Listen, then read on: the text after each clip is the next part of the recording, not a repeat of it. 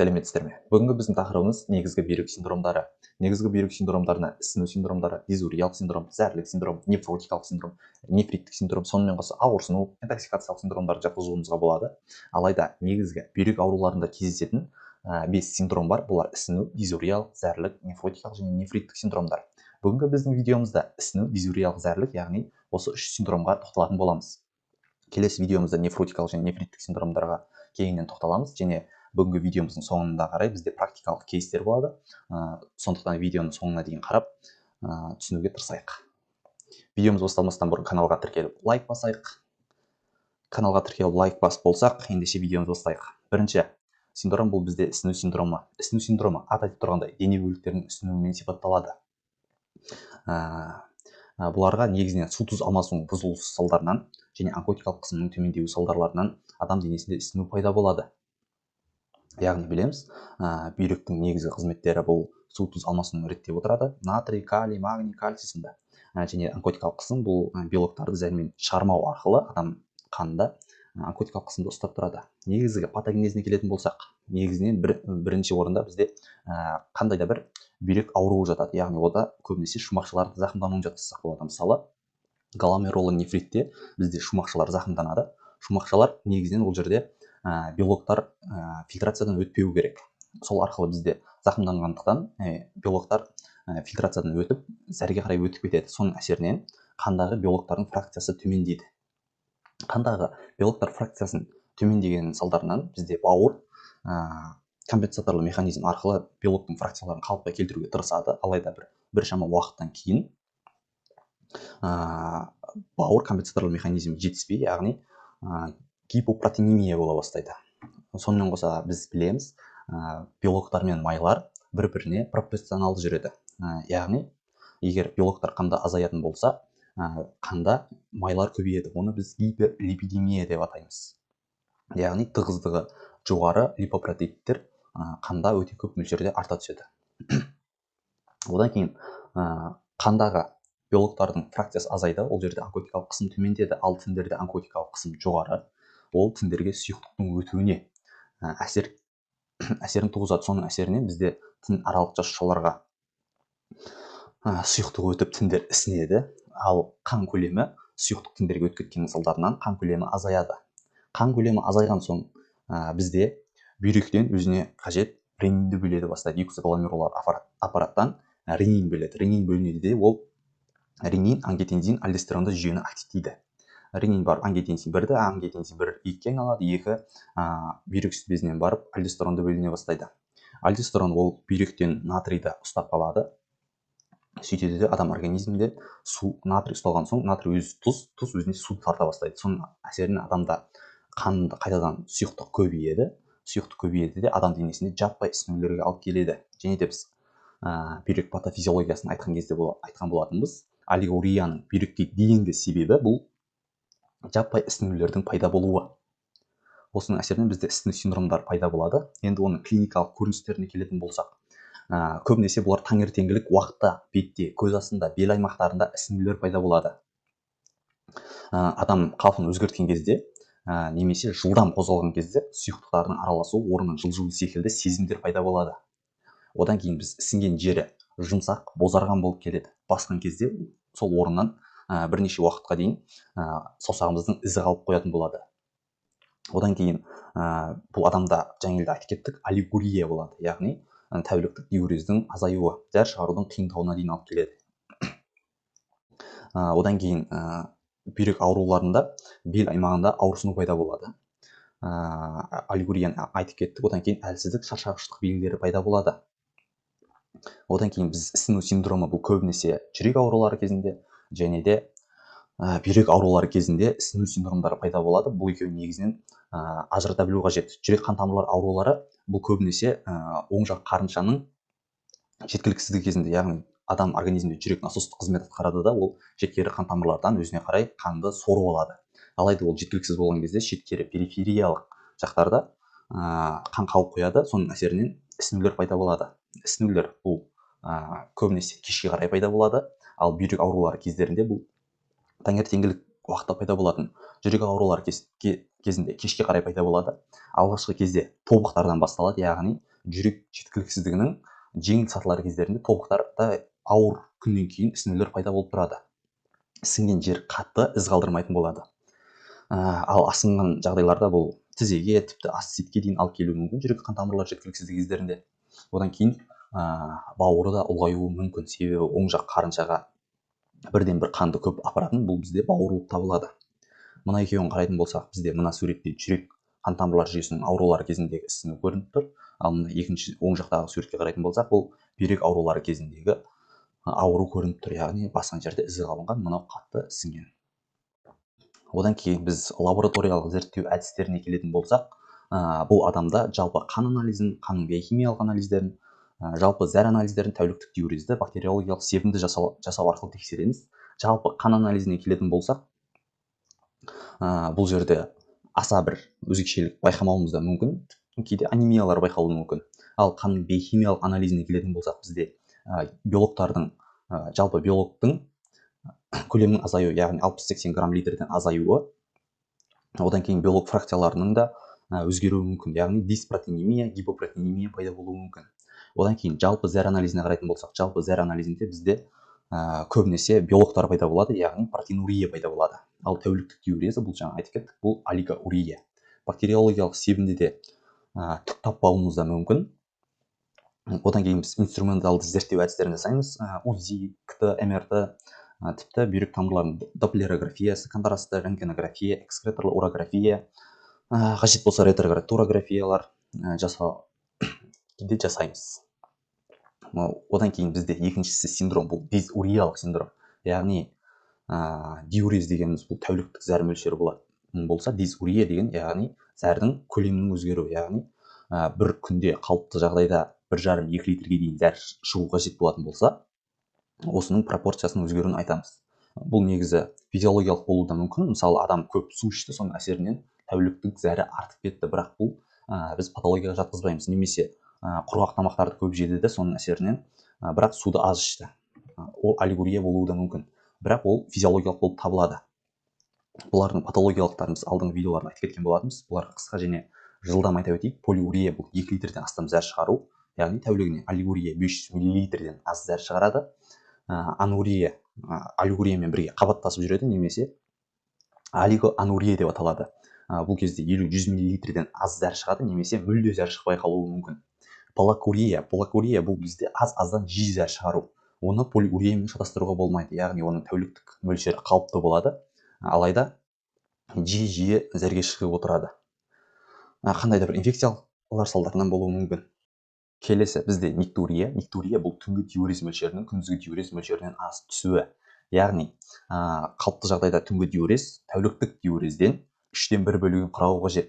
Яғни біз алатын болсақ, мысалға адам тәуліктік зәр мөлшері 1500 мл деп алатын болсақ, одан түнгі диурез бізде 500 мл, ал күндізгі диурез 1000 мл құрау қажет. Алайда кейбір адамдарда қандай да бір инфекциялар салдарларынан немесе үйретілмеген салдарларынан түнгі диурез артып кетуі мүмкін. Яғни жаңағы 500 мл-ден артып кету, 30-40%-тен артып кету, немесе 3/1 бөлігінен аз түсу, бұл никтурия деп аталады. Одан кейін зәрлік синдром. Зәрлік синдром дегеніміз бұл қалыпты жағдайда зәрде болмауы қажет заттардың пайда болуы. Біз білеміз, зәрде қандай да бір мөлшерде электролиттер, натрий, калий, және де қандай да бір мочевина, аммиак сынды өз мөлшерінде болуы қажет, бірақ та осы зәрде кездеспейтін заттар пайда болатын болса, онда біз зәрлік синдром деп атаймыз. Яғни бұл жерде зәрде не табылады, соған байланысты оның соңына урия жалғауын жалғаймыз. Яғни белок табылса протеинурия, қан табылса гематурия, цилиндурия, қан табылса гликозурия, лейкоцитурия, пиурия, бактерурия деп соңдарына жалғай береміз. Енді бұларды біз жалпы зәр анализіне қараған кезде, мысалы бактериялар жаңа 2+ қойып қою мүмкін. Яғни бұл орташа деңгейде бактериялар табылды деген сөз. Яғни 1+ болатын болса, ол аз, 2+ орташа, 3+ көп, 4+ кездесетін болса, ол өте көп мөлшерде табылды деген сөзді білдіреді. Егер зәрінде бактериялар табылатын болса, оны бактерурия деп аталады. Негізгі зәрде мүлде бактерия болмауы қажет. Кейбір адамдар ойлауы мүмкін, зәр ода бактерия сондайлар көп деп, бірақ та алайда ол дұрыс емес. Зәрде тек ол стерильді болып келеді, құрамында ешқандай бактерия болмайды. Бірақ та кейбір адамдарда бактерия табылуы мүмкін, мысалы жүкті әйелдерде табылуы мүмкін, немесе зәр алған кезде оны дұрыс алмау салдарларынан да пайда болуы мүмкін. Мысалы сыртқы уретраларда қандай да бактериялар болса, ол зәр шығарған кезде бірге түсіп кетуі мүмкін. Сол үшін біз зәр алған кезде алғашқы 3-4 секундындағы зәрді ағызып жіберіп, одан кейінгі зәрді алады деп адамға, пациентке дұрыстап түсіндіреміз. Яғни ортаңғысынан соңғысына дейінгі зәр алынады. Бұл жерде протеиндер, яғни тәуліктік диурезде белоктар табылатын болса, 3 грамм литрден асып кететін болса, онда бұл айқын протеинурия деп аталады. Бұл адамнан біз ісіктерді іздейміз. Гематурия бұл микро және макро гематурия болады. Микро гематурия кездерінде біз зәрдің түсі өзгермейді, тек оны микроскоппен қараған кезде ғана эритроциттерді табамыз. Соның әсерінен біз гематурия деп атаймыз. Одан кейінгісі макрогематурия деген бар. Ол біз зәрдің түсін қараймыз. Ол кезде зәрдің түсі қызарған болып көрінеді, аш қызыл түсті болып келеді. Гликозурия, қант табылса, онда біз қант диабетіне күдіктенеміз. Лейкоциттер табылса, ол жерде біз қандай да бір қабыну үрдістері болып жатқанына күдіктенеміз. Пиурия, бұл жерде іріңдер пайда болады. Ол жерде толығымен зәр шығару жолдарында қабыну пайда болып жатыр деген сөз. Одан кейін мына гематурийді айтып шығып кетті. Гематурия бұл кезде аш қызыл түсті болатын болса, онда бұл зәр шығару жолдарында қандай да бір жарақаттар, травмалар бар дегенді білдіреді. Яғни қуық жарақаты, уретра жарақаттары болуы мүмкін. Егер де гематурия бұл ет жуындысы түсіне ұқсайтын болса, онда бұл бізге гломерулонефритке күдіктенуге мүмкіндік жасайды. Одан кейін бізде практикалық кейстер. Біріншісін өзім айтып өтейін. Науқас 32 жастағы әйел адам, дене қызуының 38-де 3 градусқа дейін көтерілуіне, бел аймағын ауырсынуға, зәр жиі және ауырсынумен бөлінуіне шағымданады. Ауырғанына 2 күн суық тиюмен байланыстырады. Қарап тексергенде беті ісінген, тері жабындылары бозғылт ылғалды. Артериялық қан қысымы 130-90 мм сынап бағанасына тең. Жүрек соққысы 110 минутына. Ұрлау симптомы сол жақтан оң. Жалпы зәр анализі салыстырмалы тығыздығы 1028, ақуыз 0,133 грамм литр, лейкоциттер көру алаңында санаусыз, эритроциттер 7-8-9 көру аймағында, бактериялар 4+, ничепаренко бойынша зәр анализі лейкоциттер 1 мл-де 12750, эритроциттер 1 мл-де 850, цилиндрлер 1 мл-де 17. Осы адамнан бізге қажетті негізгі синдромдарды атап өтейік. Негізгі синдром бұл жерде ауырсыну синдромы бар. Одан кейін ауырсыну синдромы бар. Одан кейін бізде зәрлік синдром бар. Яғни зәрлік синдром бұл қанда болмау қажет. Мысалы, ничепаренко сынамасында лейкоциттер 12750 қалыпты жағдайда 4000-ға дейін ғана болу қажет. Эритроциттер мен цилиндрлер бұлар қалыпты. Одан кейін бізде бактериялар бар. Бактериялар бұл бактериурия 4+ болып тұр. Одан кейін лейкоциттер көру алаңында санаусыз, ақуыз бар, бұл протеинурия бар, лейкоцитурия, бактериуриялар бар. Одан кейінгісі тахикардия болып тұр. Яғни бүйрек бұл адам организмде артериалды қан қысымына да әсер етеді. Артериалды қысымы шамалы жоғарылаған. Одан кейін бізде бұл көбінесе ұрлау симптомы сол жақтан оң. Бұл бізде болжам диагноз жедел пиелонефритке сәйкес келеді. Одан ары қарай бізде УЗИ, тәуліктік диурез, Зиминский бойынша сынамалар жүргізу арқылы диагнозды нақтылайды. Одан кейін екінші кейс, бұл науқас 39 жастағы әйел адам, бел аймағының әсіресе сол жақ бөлігінің жиі сыздап ауырсынуына, қозғалған кезде ауырсынудың күшеюіне шағымданады. Бүйрек пальпациясы кезінде құрсақ қуысының сол жақ жартысында беті тегіс, жылжымалы, еркін қозғалатын, тығыз, өлшемдері шамамен 12-де 6 см болатын бұршақтағы түзіліс анықталды. Дәл сондай қозғалмалы түзіліс оң жақ қабырғасында пальпацияланады, өлшемдері 11-де 6 см. Пальпация жағымсыз сезімдермен және жүрек айнуымен жүреді. Ұрлау симптомы екі жақтан да оң.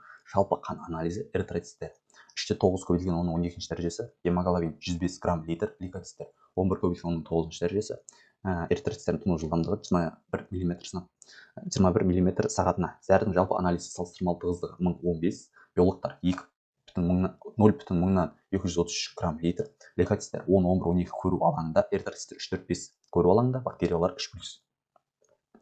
Одан кейін үшінші кейс, қабылдауда 34 жастағы әйел адам, шағымдары қан қысымы 220-120 мм сынап бағанасына дейін жоғарылауына, бас ауруына, жүрек қағуына, жүрек айнуына, аузының құрғауына, терісінің қышуына шағымданады. Анамнез 15 жасында көзінің астында ісіну пайда болды. Мектепте медициналық тексеру кезінде ақуыз табылды, бірақ ол ауылға көшіп кетіп денсаулығына мән бермеді. Бір ай бұрын осы шағымдар пайда болды. Қарап тексергенде жалпы жағдай ауыр, салмағы 48 кг, бойы 152 см. Әзір сөйлейді. Тері бозғылт, құрғақ тырнақ іздері бар. Қолтық аст аймақтарында ағындықпен жабылған сияқты. Бетінде, аяқтарында, ішінде ісіну байқалады. Артериалды қысым 220-120 мм сынап бағанасына дейін. Тілі құрғақ, іші жұмсақ, ауырсынусыз, бауыры ұлғаймаған, ауыртпалықсыз. Ұрғылау симптомы екі жағынан да теріс. Катетер арқылы 150 мл несеп бөлінді. Қанның жалпы анализі: эритроциттер 2-6 көбейтілген 10-12 дәрежесі, гемоглобин 72 грамм литр, лейкоциттер 5-7 көбейтілген 9 дәрежесі, ЭТЖ 40 мм сынап бағанасына тең. Жалпы зәр анализі 40 мм сағатына тең. Жалпы зәр анализі: тығыздығы 1005, ақуыз 3-8, лейкоциттер 2-4, эритроциттер 10-12 көру алаңында. Қанның биохимиялық анализі: АСТ 0,143 ммоль литрге, АЛТ 0,145 ммоль литрге, қант 3-8 ммоль литрге, холестерин 7,5 ммоль литрге, креатинин 440 ммоль литрге, мотивина 382 ммоль литрге тең. Сіздерге тапсырма: осы екінші және үшінші кейстерде айтылған кейстарды, негізгі синдромдарын комментарийға жазу. Мен оны келесі нефротикалық және нефритикалық синдромдарға айтқан кезде басында дұрыс жауаптарын айтып кететін боламын. Енді мен сіздерге жай подсказка беріп кетейін.